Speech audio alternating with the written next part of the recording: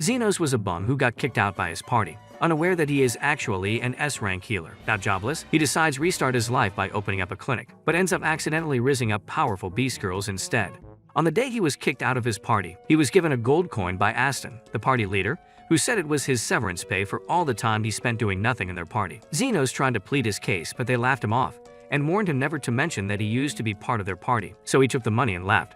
Meanwhile, in another part of town, a young elf named Lily was being manhandled by some slavers, and when she fought back, one of the slavers stabbed her, causing his partner to call him out for ruining their merchandise. As they argued over this, Xenos walked up behind them, and when he saw the dying girl, he offered to buy her from them with his severance pay. After they took the money and left, Xenos approached Lily and healed her within seconds. This surprised her as she thought she was surely bound for the afterlife. She was amazed by how easily he healed her, even without a long incantation, and as she cried, she thanked him for giving her a second chance at life and then introduced herself to him. When she asked who he was, Xenos introduced himself as a self-taught healer with no healing license, making it clear that he was a nobody. Just then, her stomach growled, so he offered to get her some new clothes and something to eat. Later on, they sat together in a restaurant, and as Lily ate happily, she asked Xenos why he wasn't eating. He claimed it was because he wasn't hungry, but the truth was, his finances had more shades of red than a toxic ex.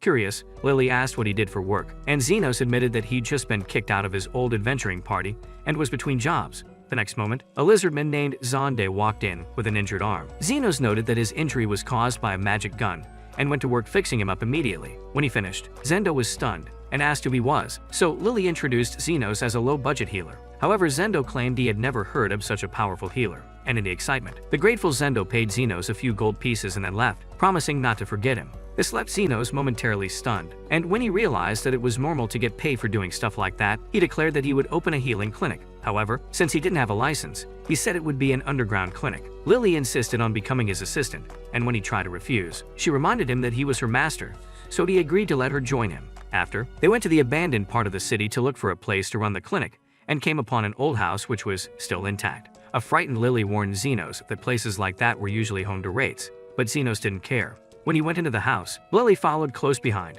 and lit the place up using light magic.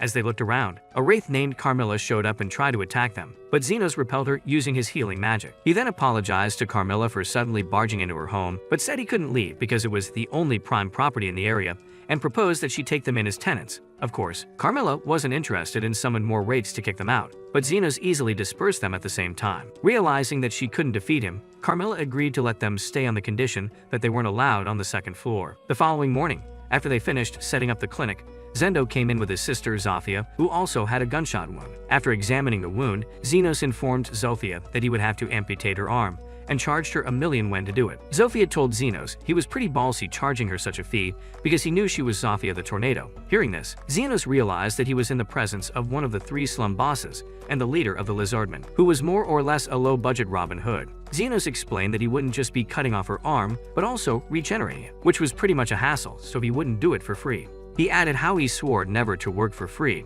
but she was already glitching as she claimed it was impossible for any healer to regenerate an arm. Seeing how confident he was, Zofia agreed to allow him to do his thing. To begin, he summoned a scalpel made from his mana, which she also claimed to have never seen, and while he performed the amputation, he also numbed the pain with healing magic. He then combined defensive magic and multiple healing spells to regenerate the arm from bones to muscles and skin, surprising Zofia, who commended him for being a world-class healer. Just then, Zendo noticed Carmilla hanging upside down from the roof and asked who she was. Xenos explained that she was their housemate, and the boy was surprised to learn that he was living with a wraith. After, Zofia said she would be sending her people to Xenos for treatment. Days later, while Lily and Xenos were discussing the ongoing turf war between the Lizardmen, orcs, and werewolves, their door was suddenly kicked open by some werewolves who waltzed in like they owned the place. Their leader, Linga, said she'd come for him because his healing of the Lizardmen had given them an edge over her people in the war, and she didn't like that. She immediately attacked him with an axe, but to her surprise, it shattered against his defensive barrier. Xenos then instructed Lily to go wait in the back room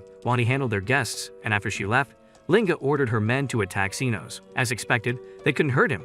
And when Linga realized that they were dealing with a rip-off Gojo, she ordered her men to trash the place instead. Xenos tried to talk them out of it, but they refused to listen until Carmilla showed up, wanting to curse them for messing with her place. Xenos calmly asked her to back down, and when Linga saw that Carmilla listened, she got on all fours and began apologizing. It turned out that werewolves feared wraiths, and seeing as he commanded one, she concluded he was someone they couldn't mess with and forced her men to also apologize. A few days later, an orc came looking for Xenos so he could follow him to attend to Loa, the leader of the orcs. Xenos agreed to go with the orc after learning that Loa's condition was serious, but when they arrived, he was surprised to see her sitting pretty on her throne. On the other hand, Loa was glad to finally meet the famous underground doctor that the lizardmen and werewolves had been raving about for a while. She then asked if he could tell why she was unable to move from her position, so Xenos moved closer to examine her by scanning her body for external injuries. This allowed him to discover that she had ingested a mana stone, and Loa admitted that she'd mistakenly eaten it because she was hungry. He called her a dumb idiot for making such a mistake, but said she had nothing to worry about,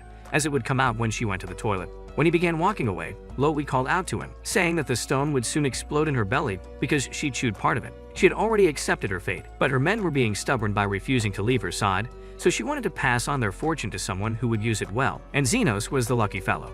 Instead of being excited that he was about to inherit a fortune, Xenos equipped his scalpel and removed the mana stone in under a minute, surprising Loa and her people. To prevent it from blowing the entire place up, he clamped his hands, which he protected with defensive magic over it. The orcs were stunned that he was unhurt, but Xenos brushed it aside like it was nothing and handed back the key to their fortune to Loa, saying the fee was too much for the work he'd done. Impressed by his humility, Loa laughed and declared that she liked Xenos, promising him that the orcs owed him a great debt. Xenos said he didn't need anything from them, but Loa wasn't listening and told him that she would send her people to act as security for his clinic. Days later at night, a pouting Lily pointed out that since Xenos had befriended the slum kingpins, they had been dropping by the clinic a lot. Xenos agreed, saying it was strange that they always dropped by even though they had no injuries, which surprised Lily, as it was clear that the dense guy hadn't clocked the reason yet. Just then, Carmilla spoke up and revealed that it was because his natural Riz had pulled the three baddies. She also predicted that they would wage a war over him soon, but Xenos assumed Carmilla was just cloning and refused to be bothered by what she had said. However, the next day, all three bosses showed up at different times and informed him that they were declaring war on the others, just like Carmilla had predicted. The following day, Xenos went to the abandoned Colosseum to watch the fight and assured the groups that he hadn't come to stop them. Taking his words as approval, Sophia declared that whoever survived the battle would claim Xenos as theirs, and the other two agreed. Following this, the fight began and dragged on for the rest of the day until someone pointed out that no one seemed to be seriously hurt, even though they had been dealing serious blows to each other. It was at that moment that they realized that Xenos had been healing them the entire time. So Lu pointed out that if they kept going, the fighting would never end. Xenos agreed with the muscle mummy and said that they could carry on if they were still bent on fighting, but made it clear that they would only be racking up their bill because he wasn't doing a pro bono healing gig. This made the girls laugh, but they agreed that continuing the fight was pointless and decided to call a truce, even though they would still be fighting for Xenos. Lily then asked Xenos why he'd intervened and stopped the war, and he explained that his master once told him that a first-rate healer was someone who could make the world a better place. This made Lily realize that even though Xenos was as greedy as much crabs, he was willing to sacrifice his source of income for peace to reign, and that made her admire him even more, so she told him she liked him. Xenos assumed she was referring to a platonic type of like, and said he also liked her, causing poor Lily to pout because there was no point explaining feelings to a person who was denser than Luffy and Goku put together. Weeks later, the division commander of the Royal Knights summoned Krishna, his vice commander, and informed her about the rumors that the turf war in the slums had calmed down. Krishna didn't think this was possible as the feud between the three factions had gone on longer than your last relationship, but the commander didn't want to dismiss the rumors as baseless. He worried that if the rumors turned out to be true, the kingdom would be in trouble, as the constant fighting between the demi-humans distracted the common folk from all the problems the kingdom was facing. He didn't want anything that would make the people question the king, so he ordered Krishna to investigate the third party, who was said to have single-handedly ended the long-standing feud. At the same time, Xenos sneezed because he was being talked about, and when his unofficial harem saw this, they assumed he had a cold. Linga and Lowy offered to warm him up with their plot materials, making Lily feel insecure because she was as plotless as a wall, so she rushed off to prepare some tea. Xenos then told the girls to keep quiet so he could concentrate on fixing Zofia and Zondi up, and when he finished, the lizardmen thanked him. Just then, Lily returned with the tea and asked Zofia how they had gotten injured, since they were no longer at war with the other demi-humans. Zofia explained that they had been injured by the Royal Knights while doing their jobs as thieves. Curious, Xenos asked if their gunshot injuries were also caused by the Knights, and Zofia confirmed that it was the Vice Commander, who was nicknamed the Iron Rose, who did it to them. Hearing this, Carmilla, the ever-loving Doomspeller, predicted that Krishna would become the newest addition to Xenos' married band of overpowered women, but Xenos didn't believe her. Later that day, Krishna ventured into the slums wearing a hood to gather information about Xenos, but the lizardman she questioned refused to tell her anything. She tried forcing him to talk by threatening him with her gun, but the guy called out to Zofia and Zendo, so she fled. As she ran, She wondered how the siblings had recovered from their gunshot wounds, but decided to focus on the issue at hand, for being lost. Having no choice, she wandered around for a bit and ended up at Xenos' clinic, looking for directions back to the city. However, when she saw Lily, she assumed Xenos had kidnapped her and shot him with her magic gun. Lily immediately defended Xenos, saying he had saved her. So Krishna apologized to the elf for jumping to conclusions. Just then, Xenos spoke up from inside the cloud of pixie dust, shocking her. So she asked how he had managed to overcome the effects of her bullet, to which he answered that he used defensive magic. Krishna didn't believe him, as defensive magic wasn't capable of stopping her magic guns, so she moved closer to examine him. Seeing that he was truly fine, she said that the only explanation was that he was some sort of grand sorcerer, but Xenos assured her that his last name wasn't Potter. She then introduced herself to him and asked for his cooperation in carrying out her investigation. Hearing her name surprised Xenos and Lily, but Carmilla, who was dying to say "I told you so," was laughing in the corner where she was hiding away. In the end, Xenos put up a flag to let everyone know to stay away from the clinic, and then sat down to talk to Krishna over tea as she explained the details of her investigation. She said she was in the slums to find and bring the mediator who ended the feud between the factions to book. According to her, someone with the power to unify the slums could pose a threat to the kingdom. Hearing this, Lily came to the mediator's defense, but her words caused Krishna to question whether she knew the mediator's identity. Lily swore that she didn't, and even though it was obvious she was lying, Krishna believed her and said she hadn't expected her investigation to be a walk in the park. Xenos then offered to show her the way back, but as they walked towards the door, she spotted his examination table and asked why it was there. Xenos lied and claimed he wanted to throw it out. So Krishna asked him to let her use it for the time being. She explained that she needed a base of operations during the course of her investigation, and offered to pay him for letting her crash there. Having no choice, Xenos agreed, and they went back to drink more tea with Lily, who was jealous that the night was staying over. She tried to prove to Krishna that she and Xenos were an item by making him do stuff for her and vice versa, but Krishna honestly didn't care, which annoyed her. As a final resolve, she tried to pull a seductive move, which Carmilla had taught her, but ended up falling asleep in Xenos' lap and had to be taken to bed. When Xenos returned to where Krishna was, the vice commander asked if he knew the identity of the slavers he had saved Lily from, and he said no. She wasn't thrilled with the answer, as she'd hoped to get some answers regarding the trafficking situation in the kingdom. Changing the topic, she asked if it was possible for a healer to fully regenerate an arm, because she'd noticed that Sophia's arm was fully healed even though she had left her severely injured. She was sure that the mediator was the one behind it, and swore that she would take him in at all costs. From the way she spoke, Xenos deduced that she disliked the slums, so he asked why, and she said it was because her mother had died there. The woman spent her days helping the poor, but one day, she was attacked by someone trying to steal their ring and died. So Krishna decided that she would become an invisible hero, delivering justice to the criminals in the slums to prevent another person from suffering the same fate. Her determination helped her rise in ranks quickly, and that was how she became the youngest vice commander in the history of the Royal Knights. Her unbendable will regarding her duties earned her the nickname Iron Rose, but some called her by that name because her face was like an iron mask, since she'd had trouble smiling ever since the day her mother died. The following day, Krishna left to carry out her investigation. So Xenos took down the flag. However, while he was attending to Zofia, Krishna returned. As soon as both women saw each other, they pulled out their weapons and demanded to know what the other was doing there. Lily quickly intervened, explaining that Zofia had gotten lost and had come to them for directions, but that did nothing to reduce the tension. Krishna questioned Zofia about her arm and tried to find out who the mediator was by making Zofia angry, but the girl was far too smart to be manipulated. She quickly switched topics and told Krishna to stop sniffing around the slums for the trafficking ring because the true mastermind was a noble named Calendar. Krishna didn't believe her, and when it looked like things were about to get heated, Xenos stepped between them and revealed to Krishna that he was the mediator she was searching for. Krishna didn't believe him and assumed he was just saying that because he had taken sides with the demi-humans and the mediator, so she left. Lily rushed outside to see where she went and told Xenos that the knight was heading in the opposite direction from the slums, making him realize that she was heading to investigate Calendar. Shortly after that, Krishna arrived at Calendar's estate and convinced him to allow her to do a security check. As she was rounding up, she excused herself, saying she was going to the bathroom, but instead went to investigate the part of the house where she noticed that many guards were stationed. To her surprise, she discovered an underground dungeon where the missing children were being kept. As she tried to convince the children that she would get them out, Calendar suddenly showed up and shot her with her gun. He then gave the usual villain speech, but before he could finish her off, Xenos and Zofia arrived. The nobleman became annoyed that they were trespassing on his property and tried to shoot Xenos, but his defensive magic prevented him from getting hurt. Realizing he was about to get cooked, the man tried to escape but fell and lost the gun, which Xenos picked up and aimed at him. Immediately, Calendar started pleading with Xenos to spare his life, but his cries fell on deaf ears as Xenos was pissed by what he'd done to the kids. The next moment, he shot the man, but limited the force so that only his clothes were blown off as he passed out from shock. He then healed Krishna, whose arm and side had been torn off by the impact of the shot from Calendar, and she finally accepted that he was the mediator. Eventually, with the help of the lizardmen, they got the kids out. And as Zofia and Xenos tried to leave, Krishna stopped them to ask Xenos why he had saved her. He told her it was because she still owed him for using the bed at his clinic. So she burst out laughing, and he pointed out that she wasn't an emotionless porcelain doll after all. A few days later, while Xenos and Lily walked through the slums, they passed by a place which had him reminiscing about when he met Aston. The pompous guy had come looking for someone to complete his adventurer's party, and had only approached Xenos because he was the only one who didn't. Looked like he was on the verge of death. As time went on, Xenos worked hard to help Aston whenever they went on quests. He healed him when he got injured and even gave him some boosts to help him fight better, but Aston believed he'd done all that by himself and decided to give Xenos the boot.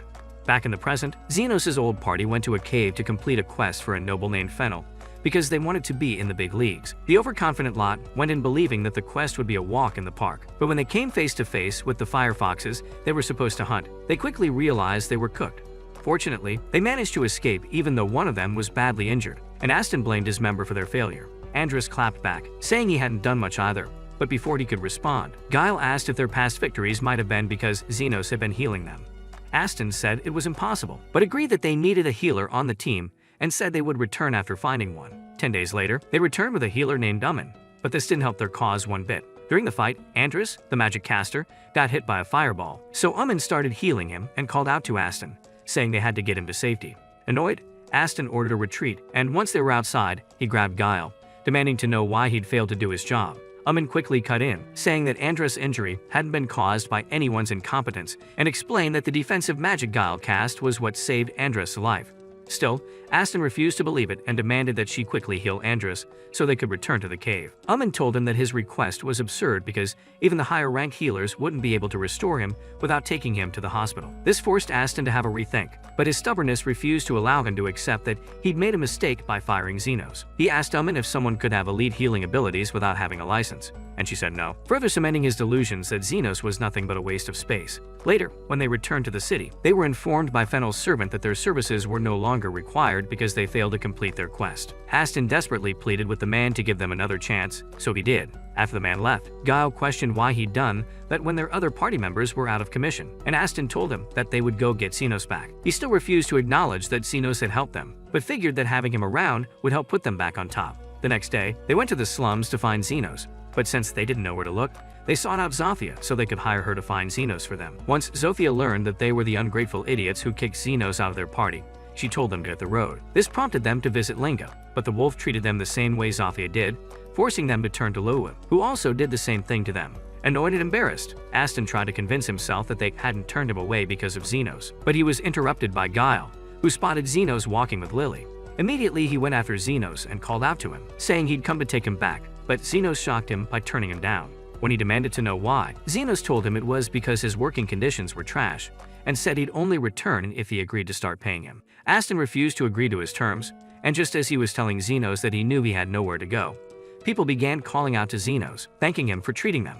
Some kids also came to ask Xenos to play with them, and when Aston saw all the love Xenos was getting, his anger multiplied. When Xenos tried to walk away, the self-absorbed idiot tried to convince Xenos to come back to him, but Xenos refused, which further enraged him.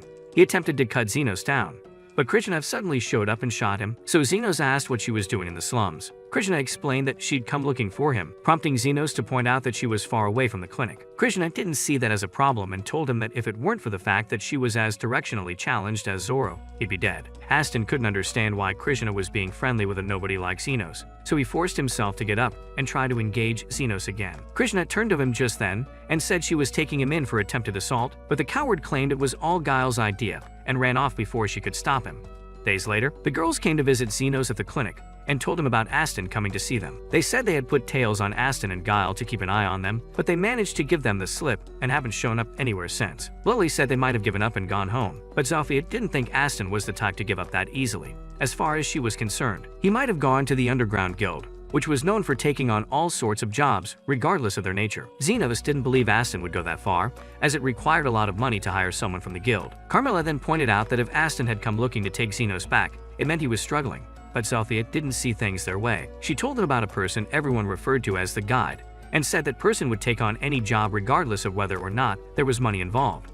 Later on, after the girls left, Lily found Xenos sitting in the clinic alone, so she made him some tea and sat with him. After a while, she fell asleep, so he took her to her room and returned to find Carmilla helping herself to some tea, so he just sat with her. While they chatted, Carmilla learned that Xenos had once tried to revive a corpse, but was stopped by his master, who then taught him to use his healing magic to save people instead.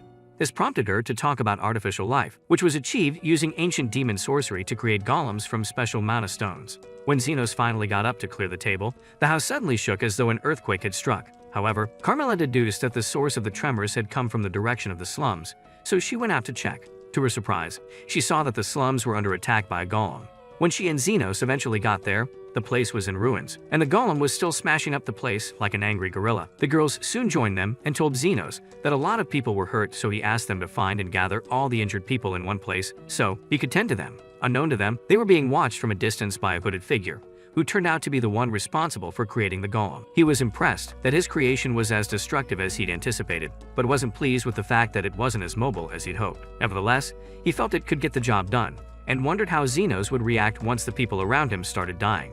Back in the slums, the three bosses and their uninjured minions worked together to rescue the people trapped under the rubble. They also gathered all those who were injured and took them to Xenos, who used the high heal spell to fix everyone. As he continued healing those who were brought to him, Carmilla noticed Xenos was a little upset and asked why. He said it was because he was working overtime with no pay, and said if he found out who was responsible for the attack, it would be on sight. The subject of his anger was still watching him, and he was amazed that Xenos was capable of healing so many people at the same time. However, he said that all his efforts were in vain because nothing would change until the golem was stopped. Eventually, Xenos finished tending to all the injured persons, and while he was resting, Carmilla told him that the golem would continue rampaging until it fulfilled its orders. With a sigh, Xenos got up and said he was going to fight the golem, which honestly surprised Carmilla, but Sophia and the others insisted on going with him. Xenos accepted their offer, and then asked Carmilla what they had to do to put the golem down. The wraith said they must destroy the magic stone, which made up its core, or else they would just be wasting their time. Armed with this knowledge, Xenos instructed the girls to go to town on the golem, promising to back them up with his magic. The girls immediately charged at the monster, and as they fought it, Xenos began using his boosting magic on them. This practically made them as indestructible as Superman, and they loved it. On the other hand, Xenos maintained a close distance to them to ensure the effectiveness of his boost, as well as to observe the golem. Once he figured out how long it took for it to regenerate, he asked the girls to destroy both of its legs, which they did. However, they noticed at the last second that a girl was hiding in the building next to the golem, and panicked because she was about to become a pancake. Xenos rushed to save her, but before he got to her, the golem had already fallen. Surprisingly, it ensured that its arm didn't crush the girl, which was unusual. Of course, Carmilla pointed this out as Xenos scanned the golem with his magic, and once he discovered something, he asked Carmilla how one would create a golem from an imperfect stone. This question shocked Carmilla, and Xenos confirmed what she was thinking by revealing that Aston was merged with the magic stone and acting as the golem's core. It turned out that he'd gone to see the guide and asked for his help to take revenge on Xenos, and the guide had decided to slay two birds with one stone by using him to test run his little experiment. From his position, the guide watched Xenos and wondered what he'd do now that he discovered the golem's secret.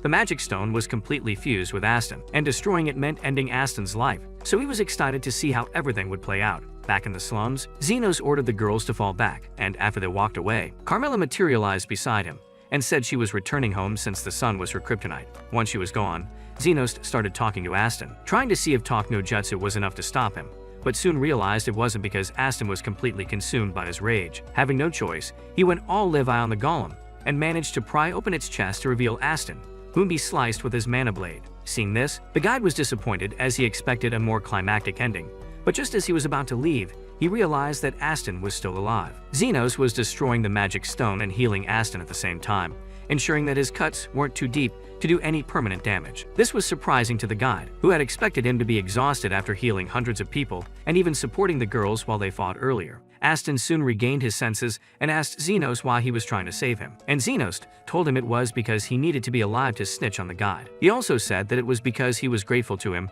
for taking him out of the slums and giving him that gold coin, which he'd used to save Lily. However, his main reason for saving him was that he was a healer and healing was what he did best. With that, Xenos delivered the final cut on the stone and saved Aston from the clutches of death. Later, after the golem had turned to a pile of sand, a solemn-looking Aston finally admitted that Xenos was the main character and begrudgingly acknowledged his abilities. When he began begging him to forgive him for all the things he'd done to him in the past, Xenos told him to hold his head high so he could rearrange his guts, and not in an enjoyable way. Aston tried backing away and pleading his case, but Xenos was determined to get his revenge and did so with one punch, which knocked him out instantly. When he eventually woke up, Krishna was the one standing over him, so he asked where Xenos was. She told him that the healer had gone home and then placed him under arrest for multiple crimes, including public nudity, since Xenos' punch had been so powerful that it stripped him bare. She also relayed Xenos' message, which said that he'd taken Aston's sword as payment and gave him a gold coin, which Xenos had left as his severance pay. Seeing the coin made Aston burst into tears because never in his life had he thought that Xenos would offer him a lifeline. At the same time, Xenos ran into the girls on his way home, and they insisted on carrying him the rest of the way, so he let them. Meanwhile, the guy decided it was time for him to go into hiding and said he was looking forward to playing with Xenos again. Days later, Krishna dropped by the clinic to update Xenos on how the investigation to find the guide was going. She said they had gone to the place where Aston met him, but saw that he'd already abandoned the place.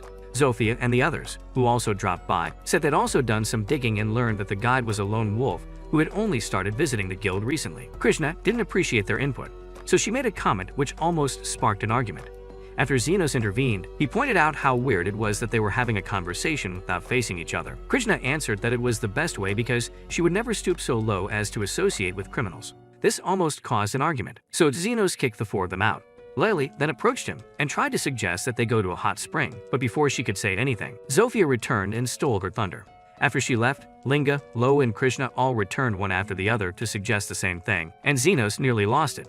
Once he was alone with Lily again, he asked what she'd been trying to tell him, but the girl angrily snapped at him. That night, while Xenos was relaxing in the men's bath at the hot spring, Zofia came in and joined him in the bath. While they talked, he noticed that she'd gotten closer to him, and when he pointed it out, she tried to forcefully take his sausage.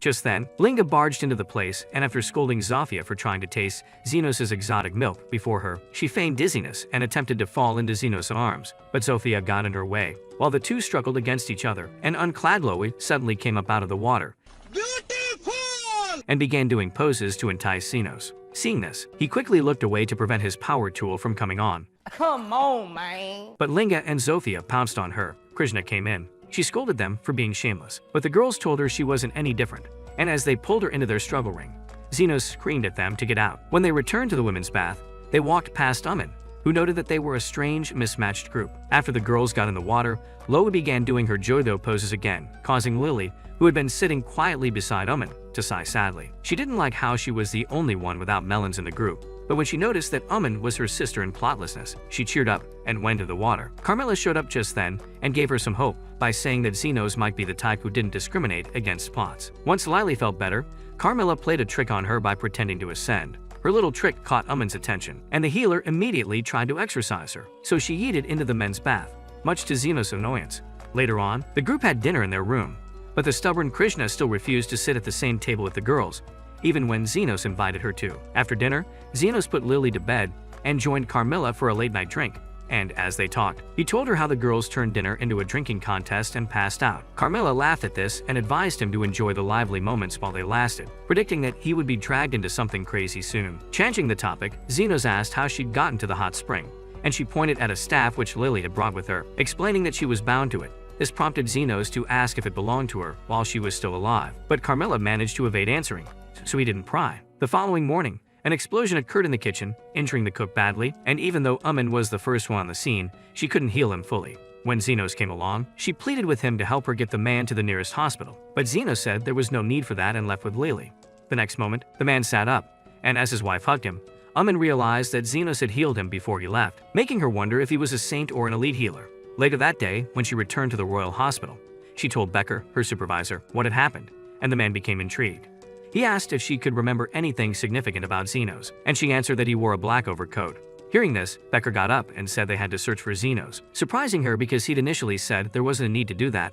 Days later, Zondes showed up with a barely conscious Becker and told Xenos that he had collapsed after coughing up a ton of blood. He put Becker on the examination bed, and after Xenos did a quick scan, he learned that Becker was suffering from a disease called the red lung. He asked Lily and Zonde to step back as the disease was highly contagious, but was puzzled as to how Becker contracted it since there was a cure for it. The next moment, Becker sat up, and, after commending Xenos for his spot-on diagnosis, he introduced himself as an elite healer from the Royal Hospital. The next moment, Amin barged in and started scolding Becker for his ridiculous plan to find Xenos by making himself sick. Becker tried defending his actions, but the next moment, he suddenly coughed up blood.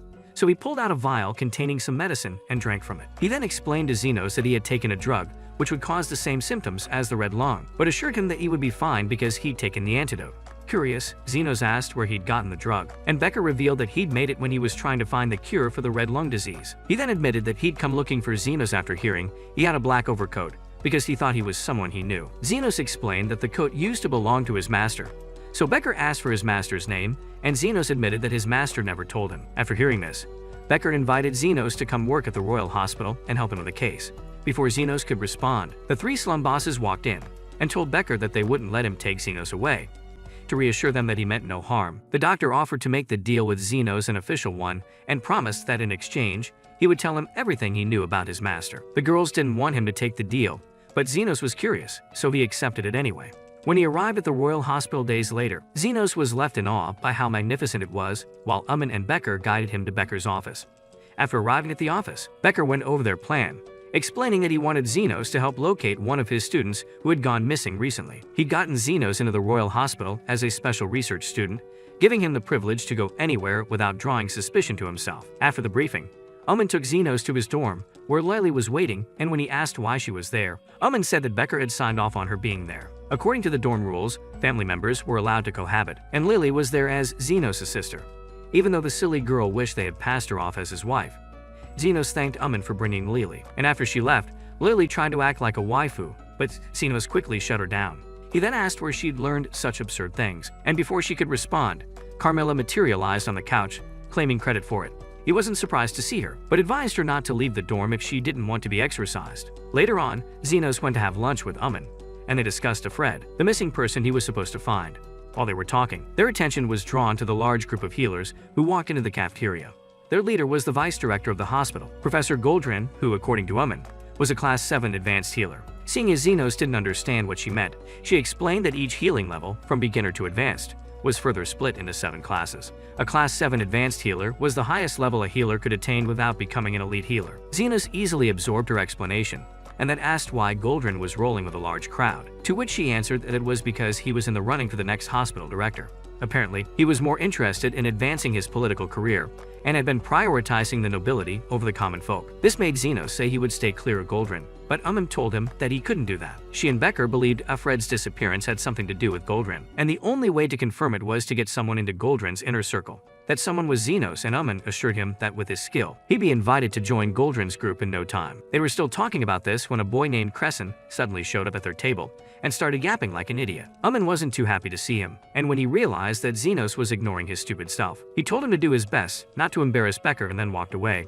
Once he was out of earshot, Xenos asked who he was, and she explained that he was a half-baked healer who thought he was the next Doctor Strange because he was scouted to join Goldrin's group. Realizing he had nothing to worry about, Xenos left for class, and on his way, he reminisced about his past. After his master smacked him on the head for trying to resurrect a dead man, the man took him under his wing and taught him how to be a real healer. There was another student besides him whose name was Veritra, and their master ensured that he drilled the principles of being a healer into their minds. Back in the present, Xenos sat in class while a lecture on the undead was going on. The teacher told them that wraiths were the most powerful undead beings and added that the ones who could speak were the worst of the lot. This made Xenos think about Carmilla, but he decided to keep his mouth shut to be on the safe side. When the teacher asked if any of them had ever fought the undead before, Crescent stood up and started bragging about how he'd slain 30 of them in the past. He then tried to make Xenos feel inferior by nonchalantly asking if he'd also slain an undead before. Xenos answered that his undead body count was around the same number. The only difference was that he'd slain them at once. This statement caught the attention of the teacher,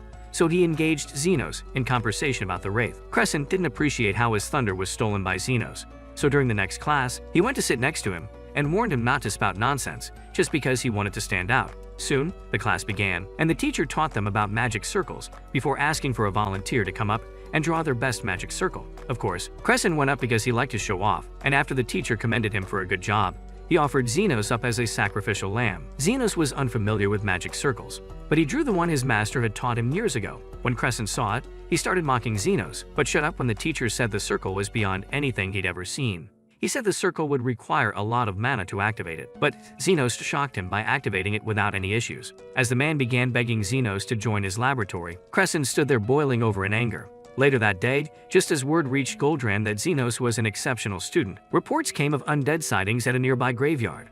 The man then ordered that Xenos be included in the group dispatched to handle the undead. At night, Xenos and Uman joined the group led by Crescent at the graveyard for the exorcism of the undead. As expected, the group struggled until Xenos intervened, but Crescent stole the credit for himself. As everyone started walking out of the graveyard, Xenos told Crescent that their job wasn't done, and the next moment, a zombie king emerged from the ground. The other students called out to Crescent, asking him to get rid of the creature since they believed he was the strongest one among them. Crescent looked to Uman for help, but the girl told him to handle things on his own since he claimed to be all-powerful. Having no choice, the terrified boy approached the undead and cast a high heal spell, which barely affected it, so he tried to run away. Uman told Xenos not to help him, saying he deserved what was happening to him. But Xenos knew she didn't mean what she said. The next second, the zombie king grabbed Crescent and tried to squeeze him like a lemon. So Xenos intervened. However, instead of thanking him, the ungrateful Crescent questioned why Xenos had helped him. This caused an argument between him and Uman, but Xenos didn't intervene because he was lost in thought. He figured out that the undead had gathered there because they were drawn to Carmilla, who was a more powerful undead than they were. When Xenos returned to his dorm later, he spoke to Carmilla about it, and the smug wraith told him that she was already aware of it. She asked if he wanted to kick her out to stop the gathering of the undead, and he told her no, saying it was safer to have her by his side instead. His words shocked Lily, who took them out of context and started wishing he'd say he also wanted her to remain at his side, while she was stuck in her delusional fantasies. Xenos noticed that Carmilla had gone quiet and asked if she was fine. She told him that she was, but quickly excused herself because she didn't want him to see how affected she was by what he'd said. The next day, Crescent went to see Goldrin's second secretary, who commended him for vanquishing the undead and the zombie king. Crescent happily accepted all the praise, but when the man said that Xenos had failed to prove himself, he was struck with guilt. To ease his mind, he came clean, confessing that it was Xenos, and not him who vanquished the wraith and the zombie king. Following this, Becker summoned Xenos and Uman to his office and told them that Goldrin's faction was looking to invite Xenos into their ranks. He said he would have an interview with Goldrin, and if the man deemed him worthy enough, he would be accepted into his faction. Xenos wasn't too hyped about this, but since he was committed to the cause, he decided to take one for the team. A little while later, he stood before Goldrin and his second secretary and answered all of Goldrin's questions before he was asked to recreate the magic circle he had done. In class, Xenos did this easily, and after Goldrin examined the drawing, he confirmed that it was a fascinating magic circle and officially welcomed Xenos into his faction. The following day, Xenos joined Goldrin's entourage as the professor made his daily rounds. As they walked around, Crescent told him that he'd put in a good word for him because he wanted to use him to make his way up in the faction. Xenos commended him for his honesty, and as they continued on their way, he asked questions about things he didn't understand. Soon, Xenos noticed that they had stopped moving, so out of curiosity, he stuck to the front to see what the holdup was, even though Crescent told him not to.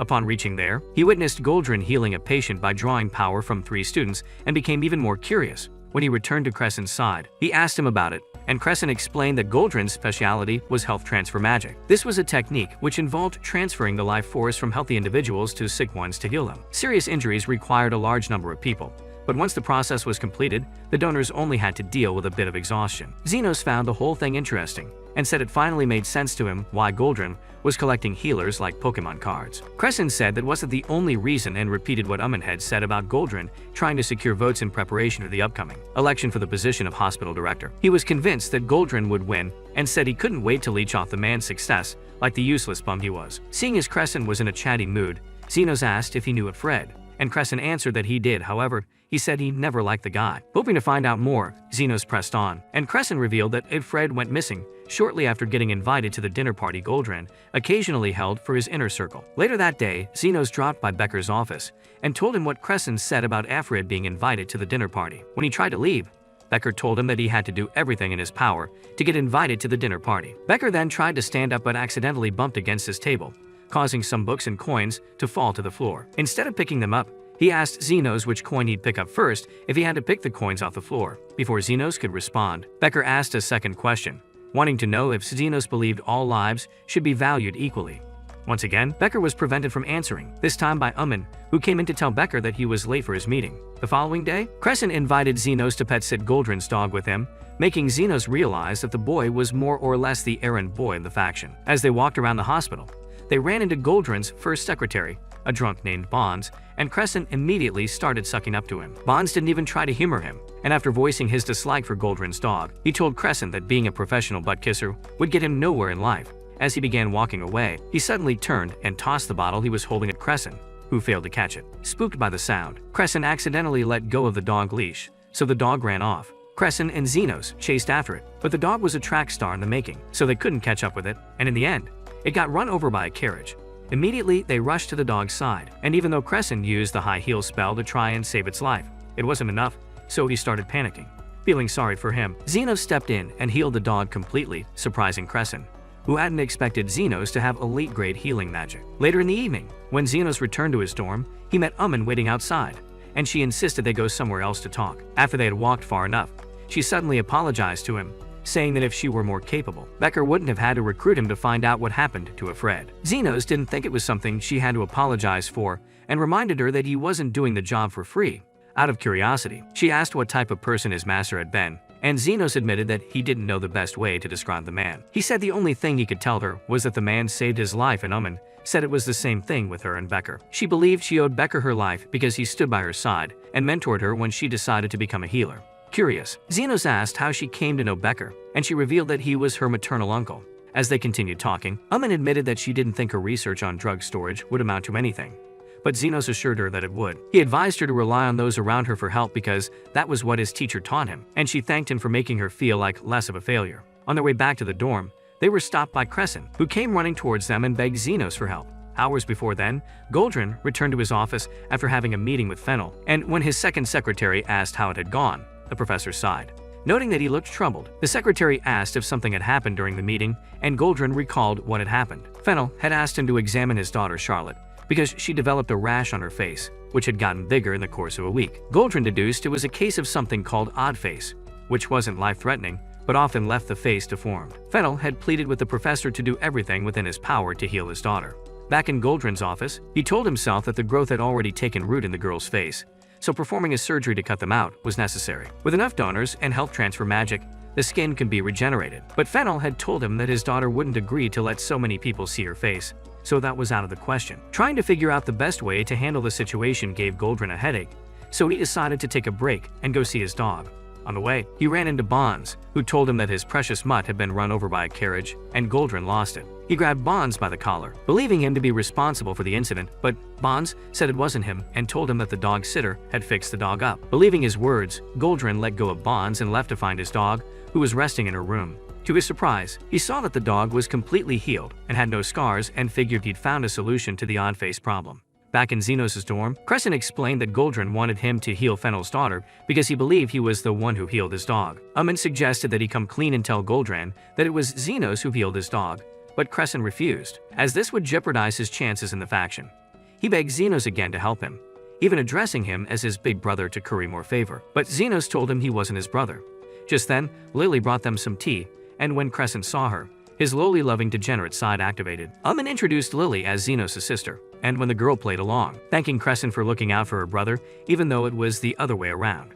She then moved closer to Xenos, and from her behavior, Crescent assumed their relationship was on the sibling complex level, so he said something. His statement rubbed Lily the wrong way, and she told Xenos that she didn't want to be around someone as sus as Crescent. The next day, Xenos went with Goldrin and Crescent to do a house call for Fennel's daughter. When Fennel took them to her room and knocked on the door to tell her that the doctor was there to see her, she refused to open up, saying she didn't want the surgery.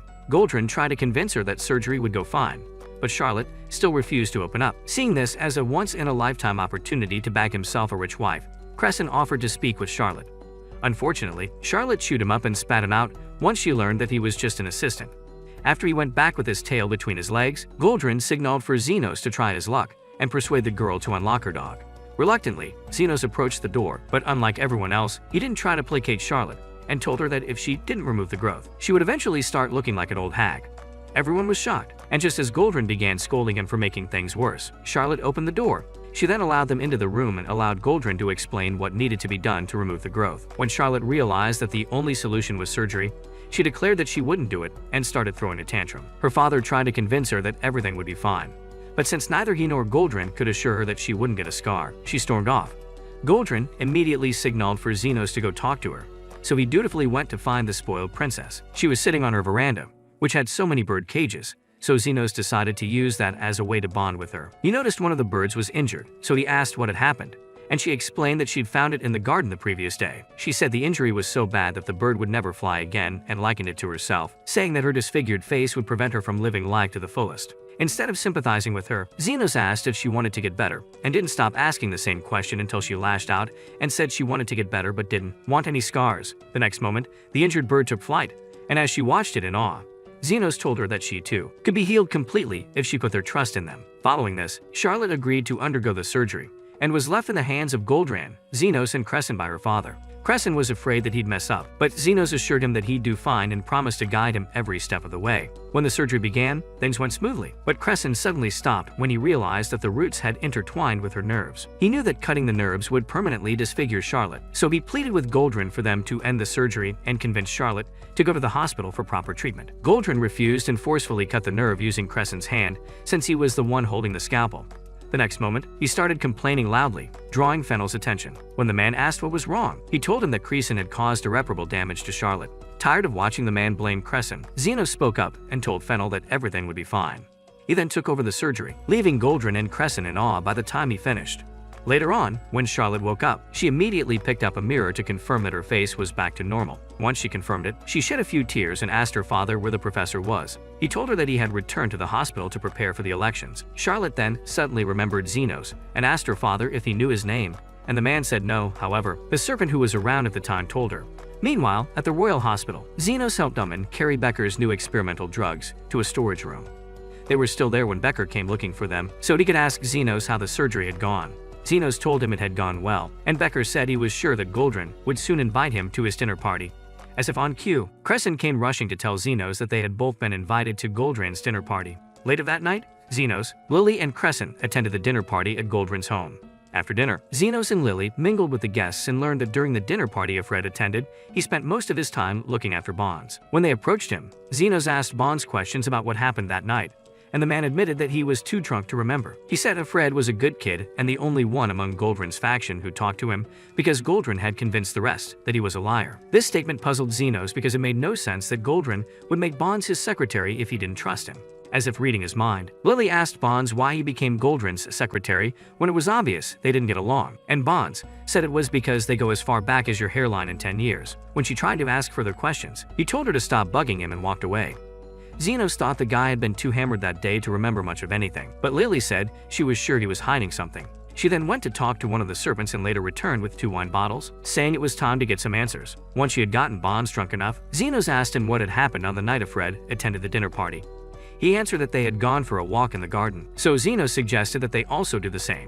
By the time they got outside, Bonds could barely stand on his own, so Xenos supported him. However, the drunk guy still found a way to fall. He even mistook Xenos for Goldran and said Goldran was about to move up the ladder because he helped Fennel again. Curious, Xenos asked what he was talking about, but Bonds told him not to act dumb and asked him to remember what happened that night 13 years ago. Playing along, Xenos said he couldn't believe that 13 years had passed already, and Bonds replied that it was on that night that Goldran's life changed forever.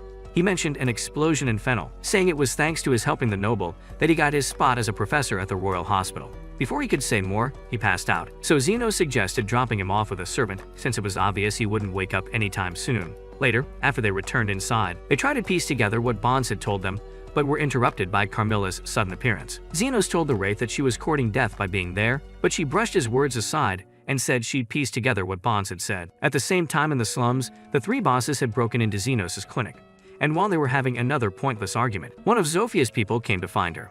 He told her the Zonde had gotten hurt badly while they were working, so she told the guy to get ready, as they were going to find Xenos.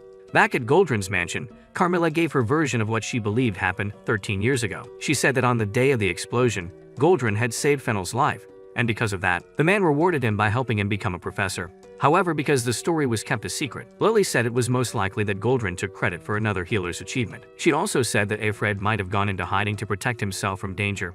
Carmilla commended Lily for coming up with such a theory, making the girl feel like Sherlock Holmes, so she said that they could run a detective agency out of the clinic. Before Xenos could tell her she was being delusional, Crescent walked into the room. He told them that he wanted to introduce them to some of the people he had befriended, and while Lily went with him, Xenos stayed back to talk to Carmilla. He had figured out that on the night of the explosion, Goldran had chosen to save Fennel at the cost of the lives of the other injured people. Carmilla asked what he wanted to do, and he told her that he would report his findings to Becker and let the man handle everything. He then thanked Carmilla for helping him piece things together, but the Cliche Sunder pretended not to want his appreciation. After leaving the room, Xenos joined the other guests on the veranda and learned that a commotion was happening outside. The cause of the commotion was and the demi-humans who had come looking for Xenos. Goldrin ordered his men to chase them away, but the girls beat up the guards and forced their way in. Lo then called out to Xenos, telling him that Zonde was seriously hurt, and explained that it was who told them where to find him. Hearing this, Goldrin demanded to know if Xenos was truly associated with demi-humans, but Xenos ignored him to ask about Zonde's condition. Loe answered that his breathing was shallow, and Sophia got on her knees, apologizing for suddenly showing up, but said the situation was too severe for her to have waited for his return. Xenos told her not to worry about it and said he would be with them shortly, shocking everyone there. Goldrin tried to convince him that he was doing the wrong thing by associating with and helping demi-humans, but Xenos didn't care. He bid Crescent farewell and jumped down with Lily in his arms as they ran off. Goldrin said Xenos was a fool and swore to make sure that he never worked as a healer again. Crescent agreed that Xenos was a fool, but also acknowledged the fact that Xenos was the embodiment of what a true healer should be. He then decided that he wanted to be like Xenos and jumped down too, but before rushing after Xenos, he told Goldrin that he was withdrawing from his faction. By the time he got to where Xenos and the others were, Xenos had already healed Zonde, so Crescent was disappointed. Then started teasing him about what he'd said, and he became embarrassed. The following day, Xenos reported his findings to Becker, and he confirmed that Alfred had been involved in an accident 13 years ago. He said that Alfred may be planning to take revenge on Goldrin during his celebration party, so he would attend to ensure that nothing happened. He then told Xenos that his job was concluded and promised to fulfill his part of their deal the next day. Following this, and Crescent threw a farewell party for Xenos at his dorm later that day. When Crescent found out the truth about Xenos, he was drunk and began lamenting the future loss of his new bro. Just then, Xenos noticed Carmilla staring daggers at the drunk idiot, so he asked why, and she said it was because he was finishing her wine.